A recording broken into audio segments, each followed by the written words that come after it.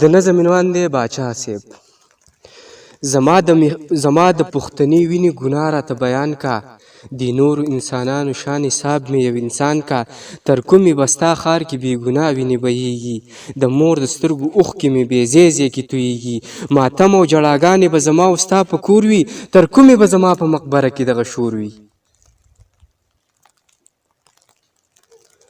تر کومې به ستا ښار کې بې ګناه پښتون قتلیږي، د مور د سترګو اوښکې مې بې ځای ځای کې تویږي. ماتم او ژړاګانې به زما او ستا په کور وي، تر کومې به زما په مقبره کې دغه شور وي.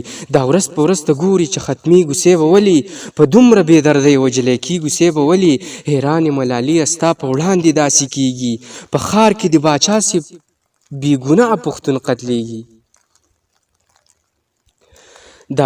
دا ورځ په ورځ ته ګوره چې ختمیږو سی به ولې، په دومره بې دردۍ وجلی کېږو سی به ولې.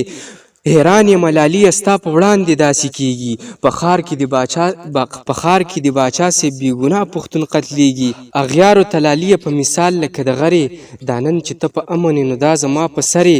په تور پنجاب په خاوره مې د وینې مهر جوړ دی، کشمیر زما په وینو او په غوښو باندې موړ دی. زما نه د بغیر تصویر نیمګړی دی باچا صاحب، قلار شه د پښتون بچی مې ستړی دی باچا صاحب.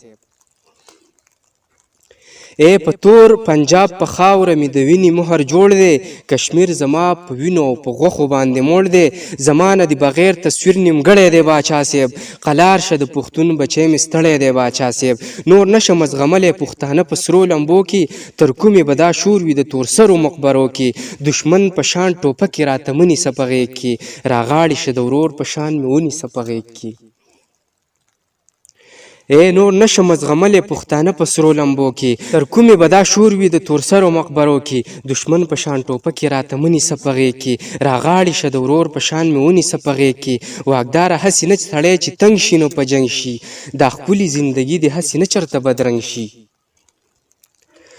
واکداره هسې نه سړی چې تنګ شي نو په جنګ شي، دا ښکلې زندګي دې هسې نه چرته بدرنګ شي. زمونږ د ښه اخلاقو نه غلطه پیده مه اخله، زمونږ په وینو او غوښو د اغیارو پیسې مه اخله. زمونږ د ښه اخلاقو نه غلطه پیده مه اخله، زمونږ په وینو غوښو د اغیارو پیسې مه اخله. دا خلک په نظمونو او سندرو نه پوهیږي، دیانه پښتانه دي په خبره نه پوهیږي. دیانه پښتانه دي په خبره نه پوهیږي. بس دی دا دومره واوره.